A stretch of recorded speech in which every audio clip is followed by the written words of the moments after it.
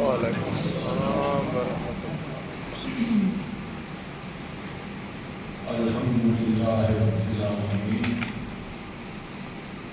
والصلاة والسلام علی خاتم النبیین وعلی آلہ وصحبہ اجمعین اعوذ باللہ من الشیطان الرجیم بسم اللہ الرحمن الرحیم یوم القیامہ هذا القرآن علی جبل رأیته خاشعا متصدعا وتلك الأمثال نضربها للناس لعلهم يتفكرون صدق الله العظيم.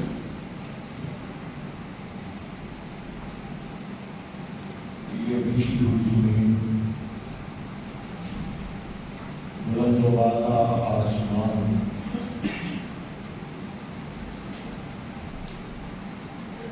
گرجتے ہوئے بادل اور کڑکتی ہوئی بجلیاں گہرے سمندر اونچے پہاڑ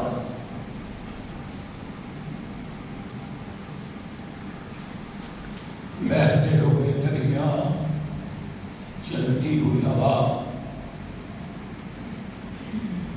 لہلہاتے ہوئے کھیت اور جھومتے ہوئے درخت اڑتے ہوئے پرند اور چلتے ہوئے چرند پانی میں تیرنے والی مچھلیاں اور سوراخوں میں رہنے والی چیونٹیاں حتیٰ کہ فرشتے بھی جس کی تعریف و توصیف کر رہے ہیں ہر تعریف اس وحدہ لا شریک کے لیے جو رات کے اندھیرے میں صحرا میں چلنے والی ایک چیونٹی کے قدموں کی آہٹ بھی سنتا بے شمار لاتعداد عالم درود و سلام اس ہستی مقدس پر جو مساوات کا حامی، اخوت کا بانی، محبت کا جوہری، اخلاص کا مرجع، صبر کا منبع، صدق کا مادن، نور عالم سید ملک آدم صلی اللہ علیہ وسلم جن کی تعلیم نے جوانی و پیری، امیری و غریبی، غریبی و امیری، امن و آس، رنج و راحت، حزن و مسرت میں رہنمائی فرمائی اور ایک غیر مسلم نے اس ہستی مقدس کے بارے میں لکھا He is the only man in history who was supremely successful at both the religious and secular life. صلی اللہ علیہ وسلم. سامعین محترم، اللہ کے حضور دعا گو ہوں اللہ کریم مجھے آپ کو اس محفل کے منتظرین کو سب ایمان والی، اسلام والی، صالح اعمال والی، صحت تندرستی والی، عزت و آبرو والی، زہد و تقویٰ والی لمبی زندگی عطا فرمائے اور ہمارے جو معززین بڑے دنیا سے رخصت ہوئے اللہ کریم سب کو جنت الفردوس میں بلند مقام عطا فرمائے. میں اپنی آج کی مختصر گفتگو میں جس کتاب کا اس مہینے کے ساتھ گہرا تعلق ہے اور جس کتاب کے ساتھ میرا اور آپ کا گہرا تعلق ہے، جو کتاب میری اور آپ کی سچی رہنما ہے، جس کتاب کے بدلے اور تعلیم میں میں اور آپ جہنم سے بچ سکتے ہیں، جس کتاب سے رشتہ استوار کر کے میں اور آپ جنت کے راستے پہ چل سکتے ہیں، اس کتاب کے بارے میں کچھ بات کرنے سے پہلے ایک خاص پوائنٹ آپ کے سامنے رکھنا چاہتا ہوں. یہ میرے سامنے لاؤڈ اسپیکر پڑا ہے، جو صاحب خرید کے لائے وہ جانتے ہیں. کہ اس کے ساتھ اس کے استعمال کرنے کی ایک گائیڈ بک موجود تھی کہ اس کو اس طرح فٹ کر کے چلانا. میں اور آپ میڈیسن لاتے ہیں، میڈیسن بنانے والی فیکٹری اوپر لکھتی ہے کہ اس کو ایسے استعمال کرنا ہے، پوری انسٹرکشن دیتی. گاڑی ہے، موٹر سائیکل ہے، کار ہے، بس ہے، بنانے والی فیکٹری ساتھ گائیڈ بک دے گی.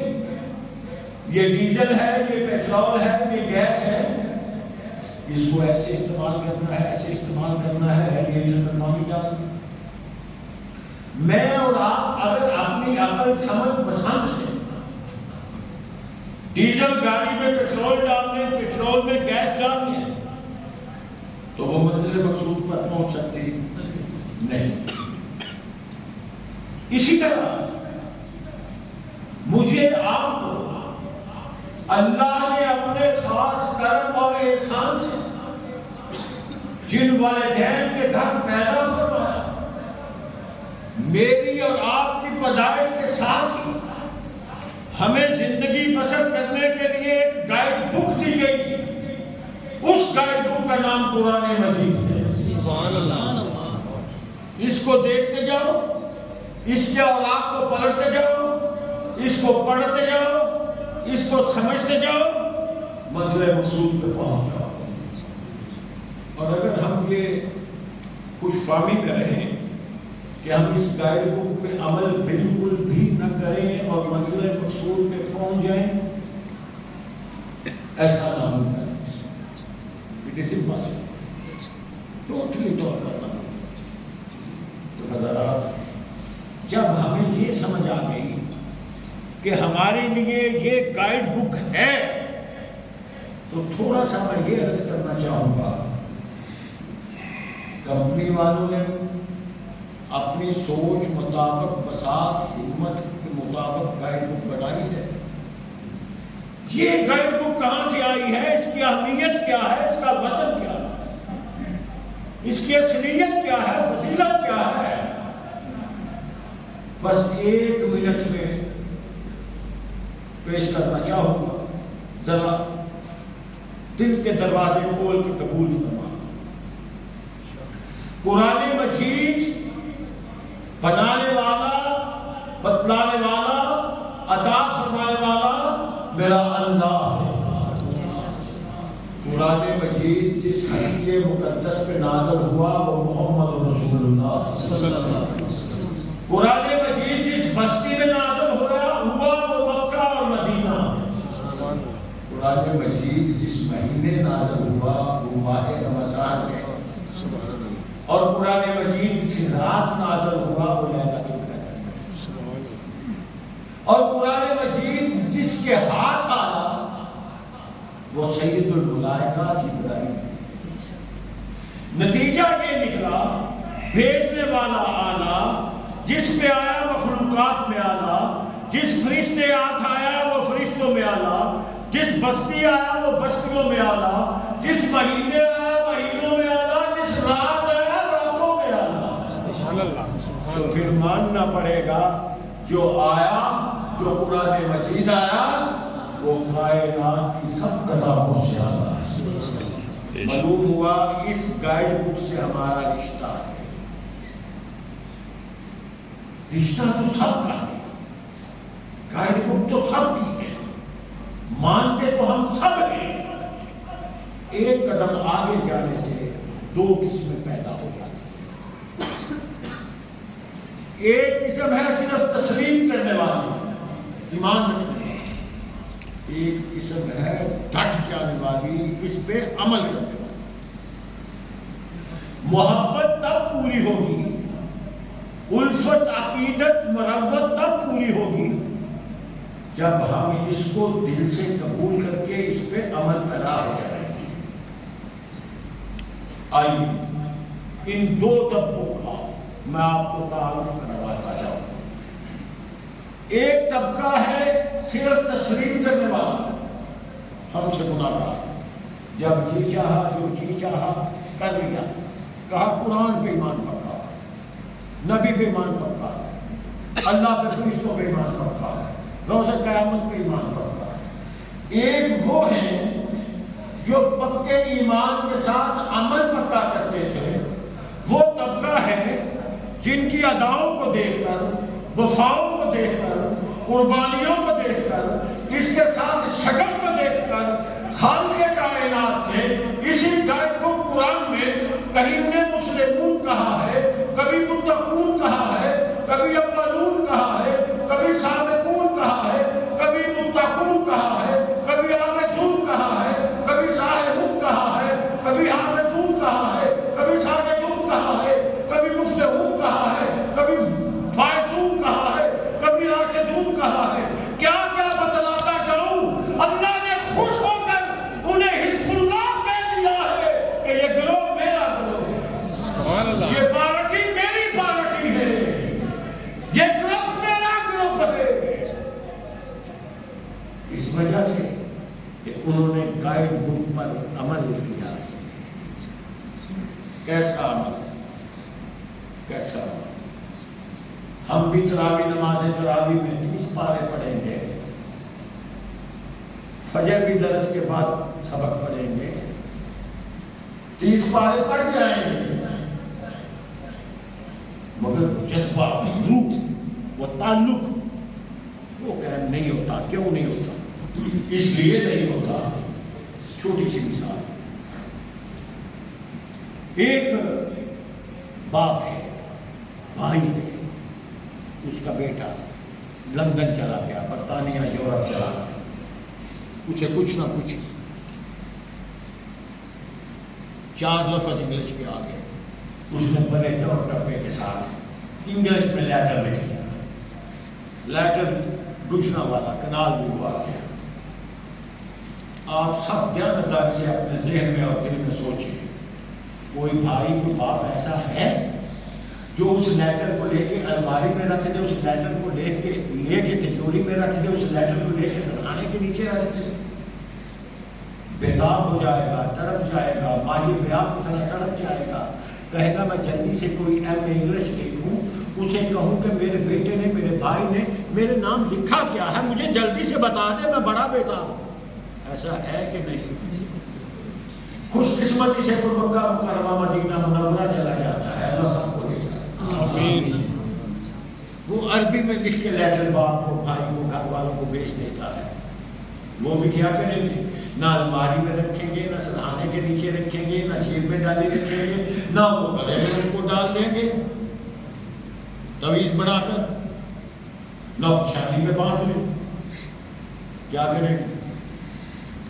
فوراً جامع مسجد ابوبکر صدیق میں آئے، قاری صاحب یہ دیکھو ہمارا بھائی، ہمارا بیٹا سعودی عرب گیا تھا، انہوں نے عربی میں لیٹر لکھ کے بھیج دیا ہے، ہمیں بات بتاؤ کہ یہ لو لیٹر اس نے لکھا ہے جو ہمارا، اس میں کیا لکھا ہے، کیا حالات، کیا واقعات، کیا خوشخبری، کیا ڈر، کیا خوف؟ قاری صاحب پھر پڑھ کے بتائیں گے انہوں نے یہ لکھا۔ یہ لیٹر تو ہم سمجھے بغیر رہ نہیں سکتے، تو جو لو لیٹر خالق نے اپنی مخلوق کے نام بھیجا ہے، کبھی اس کو بھی کسی نے سمجھنے کی کوشش کی ہے؟ قاری صاحب کے لو لیٹر اللہ نے ہمارے نام بھیجا ہے، یہ 30 پارے ہیں، اس میں لکھا کیا ہے؟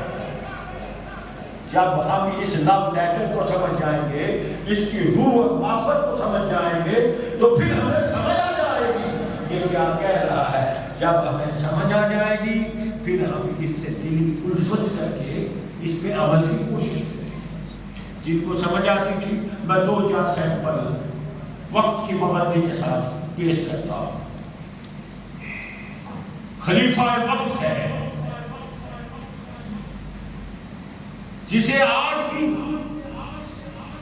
یورپ والے ان کی جرأت کی وجہ سے، دلیری کی وجہ سے، شجاعت کی وجہ سے، بہادری کی وجہ سے، جو مردی کی وجہ سے جنرل عمر کے نام سے یاد کرتے ہیں۔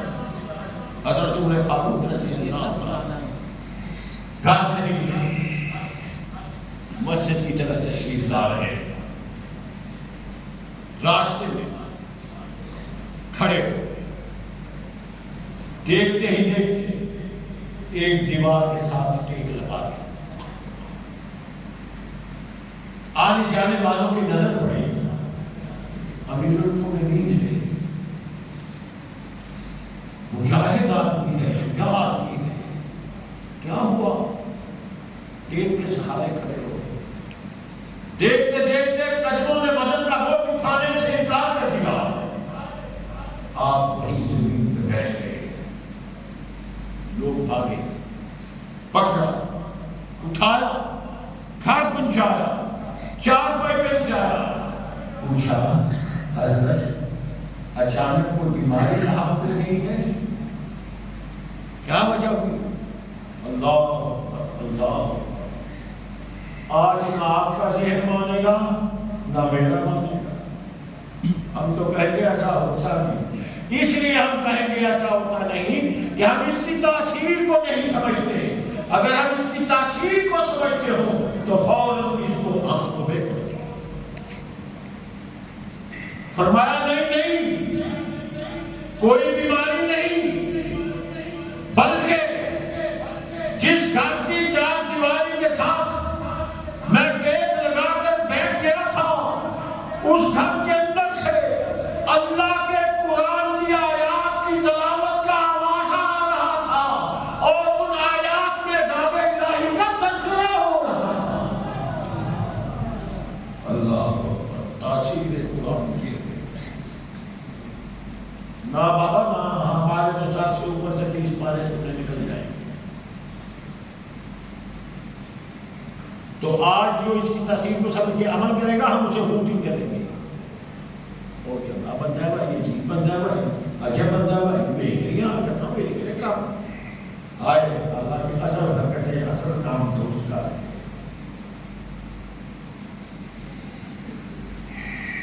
انہی کا ایک واقعہ اور عرض کر دیتا ہوں۔ بہت بڑا شاعر تھا، لبید آمری اس کا نام تھا۔ مدت کے بعد ملا، مہمان کی دلجوئی کے لیے امیر المومنین فرماتے ہیں لبید تیری شاعری میں بڑی جدت اور حدت ہوا کرتی تھی۔ اس سے پہلے میں یہ عرض کر دوں، اس کی شاعری کے بارے میں اس وقت زمانے میں مشہور تھا، اکتبوہا للحناجر ولو بالخناجر، کہ لبید کے اشعار کو اپنی گردنوں پہ لکھ لو، چاہے خنجر کی نوک سے لکھنا پڑے۔ یہ وہ شاعر ہے، عام شاعر نہیں ہے۔ کہا لبید تیری شاعری میں بڑی جدت اور حدت ہوا کرتی تھی۔ وہ اپنی شاعری کے چند اشعار ہی سنا کرتے، جنہوں نے تاثیر کو قبول کیا، جنہوں نے اس لو لیٹر کے مفہوم کو سمجھا۔ عرض کی امیر المومنین میں اشعار تب پڑھا کرتا تھا جب قرآن سے ناآشنا تھا، جب سے قرآن پڑھا ہے مجھے اشعار پڑھنے میں مزہ ہی نہیں آتا۔ اللہ، یہ ہے قرآن مجید کی تاثیر۔